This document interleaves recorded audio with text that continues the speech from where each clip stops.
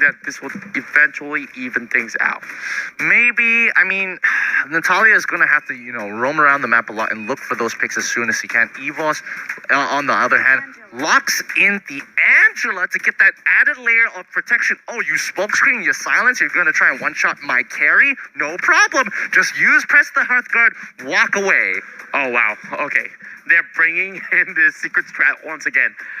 Angela as the safety net, smart. But how much hits can they take? Because sometimes when the Natalia is being fed, she can just blow anyone up. So that definitely will be a trouble too. See, that's the problem. Can she actually get ahead into this game? Her targets are very limited to just carry. Everybody else has either mobility or is naturally tanky. So if they are low, especially for EVOS, if they do get below 40%, 50% HP, they better start grouping up or looking to sit under the turret before they go for the recall. And that's definitely a fair point. So it's really how ONIC really wants to make sure that they get back to their aggressive shape. They really need to go for those first bloods. They really need to secure all of which they need necessary to get themselves that lead. The turtle cannot be stolen anymore. Yep. And now, if all of that fails, this might just slip over from their hands. And EVOS now one step away from the grand finals. Oh my goodness, this is going to be a very stressful game for ONIC, being technically one game down. Oh yes, they chunk out wrecked here with a little bit of help to Natalia. This is what we were expecting to see in the early stages of the game, because right now, if Natalia doesn't put pressure on the map, then what's the point of the pick? Because she's not going to be looking to farm as hard as Kimmy or even some of the other more aggressive picks in the lineup like Uranus. Yeah, I definitely would say that they are actually doing a little bit better so far with this sort of composition. It feels like they are so much more comfortable, but the damage output so far is so much better. They can actually pull off at least some re-engages for the side of ONIC. But EVOS, of course, they're sticking with pretty much almost the same thing. The only difference right here, of course, the Lunox takes a little time to actually get up again. So, do you feel like it's going to be hard? It might be a little bit, but it looks like they actually get the initial engage here. Rexy gets flicked on over with the help of Bajan to push him into safety, but they turn this around as Juan has already hit level 4. Kimmy, CW, he's not noticing what's going on here. He reacted a little too late. And the same goes for Rassi, who's forced to flicker back out of there. Well done to EVOS there.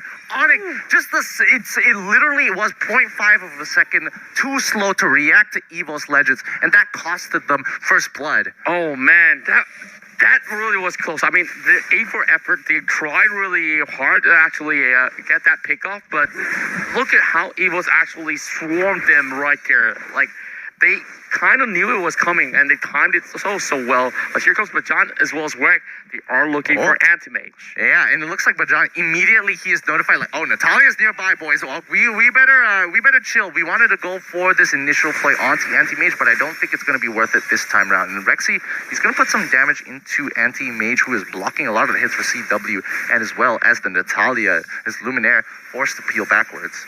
Now, with most of all these players now hitting that reset button, the next objective will be the turtle. I'm wondering whether or not will ONIC give high priority onto this, but Anti-Mage not looking all too good. One more flicker to get that kill. Anti-Mage is getting a little too bold. He has to remember he's playing Uranus here, but looks like EVOS is going to get one more kill onto that Grok. Oh, I don't know what to say. I feel like this is just looking pretty rough for them. Like, this is just a couple of mistakes that actually cost them so much, and now EVOS has a free buff along with them. More EXP to deal with, and if we're looking at the top side once more, this is going to be Rex trying to actually secure the kill over on Anti-Mage. Anti-Mage will be pressurized by Rexy as well. He's getting chased all over the place, and this is definitely not helping. Yeah, for at least Anti-Mage, he played this situation well. He quickly goes up into the jungle, and now the bottom side, Udil actually gets a freebie for himself. Can they take this turtle away? Who gets it? It looks like Rassi's base damage as Grok with the power of nature was able to secure the turtle. That's going to be really, really big for them, as now they should be able to slowly catch up into that EXP section. Rexy quickly going into that brilliance, and now Bajan coming in huge, securing that kill as Juan pulls on through with the help of the Angela. Juan getting flicked over with the ejector, Bajan using it really, really well. The distance has been closed, and now Juan wants to get one more. My goodness, that was big turnarounds coming in from EVOS Legends. Like, you thought that Lunox was going to die off? Not exactly. They just bounce back and they swing the bat straight towards their heads. And now EVOS Legends so far up ahead. This one turn for them, and over a mid lane here, Rexy did not get walled off. And here comes Bajan, so he is A-okay. Wow, you know, but John, usually you don't see Jawheads utilize the ejector as an escape mechanism or a way to, you know, push your lead using your team, throwing your teammates forward and things like that. Oh boy, Rex in a lot of trouble here. He doesn't have any more hits of the Jakundo. He gets hit by the stun from Sasa, quickly flickering out of there. What? One last hit. Does he have the Shinpo? No, he does not. Well, I would say that that's too much for him. I mean, Verdant versus Tree, and he's been diving. He should have expected a little bit more pressure coming in from Onyx's side. But hey, 2 kills for the side of ONIC Esports. Maybe they might just actually be able to utilize some of these builds. Like here comes Bajando.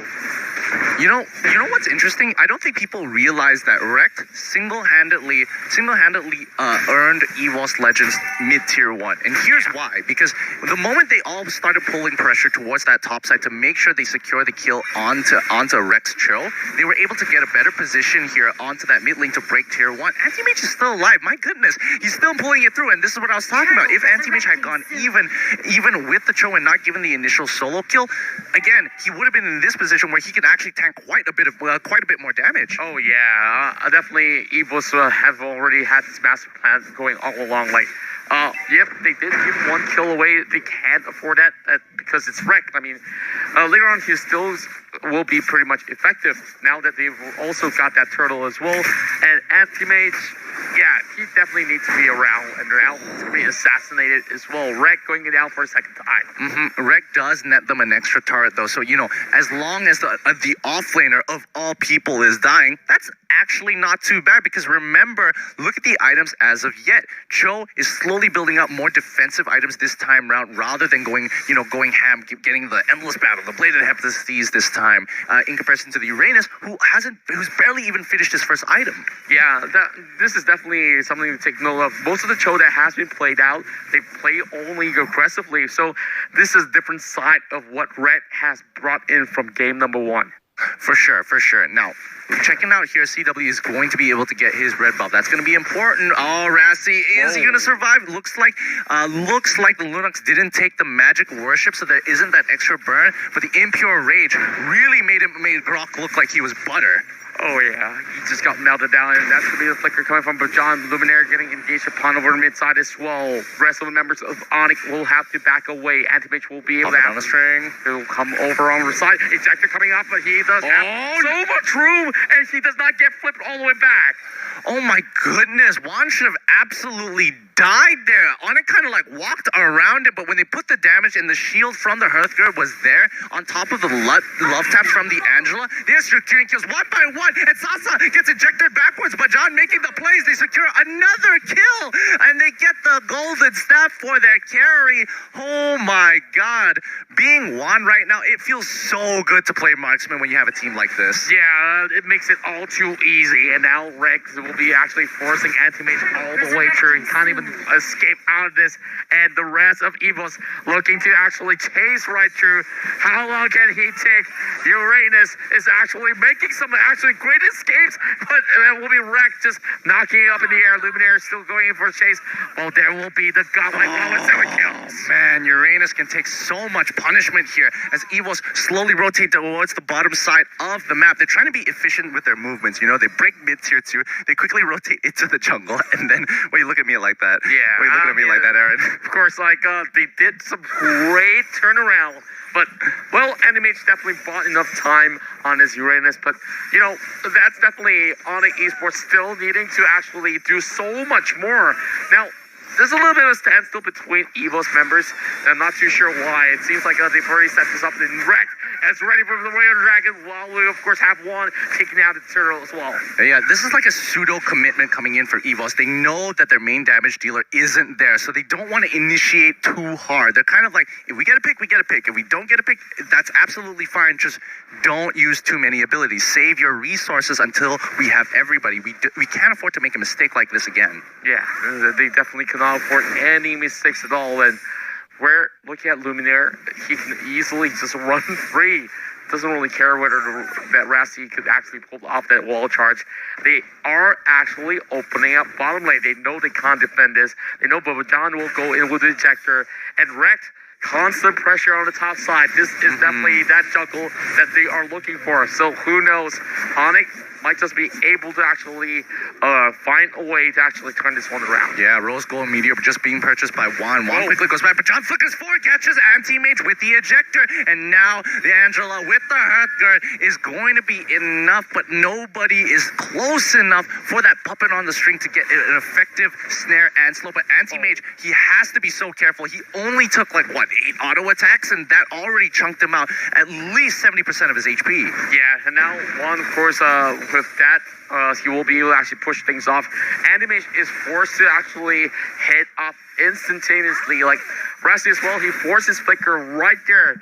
So effectiveness, I'm not sure. Can they even do much towards the side of EVOS? I feel like they have already skilled off the chart, and Juan proves to be the superior marksman in this game. Yeah, and Juan is just taking his... I mean, you say superior marksman, but when you have an entire team dedicated to keep him alive with the Angela as well, it's just ridiculous. And the setup from Bajan is just, it feels... I mean, if I was in Juan's position, I'd be like, this is the greatest role ever. Yeah, I mean, what can Natalia really do here? So far, not even single successful assassination, and we can already understand why. So they didn't really need to actually draft a full tank comp. All they needed, a great support, and in the form of Luminaire, they trust. But I think you also have to understand that EVOS is playing around this Natalia. You see, nobody is really below that 50% HP mark at all times. They're trying to keep themselves alive as much as possible. The Angela is keeping them topped off.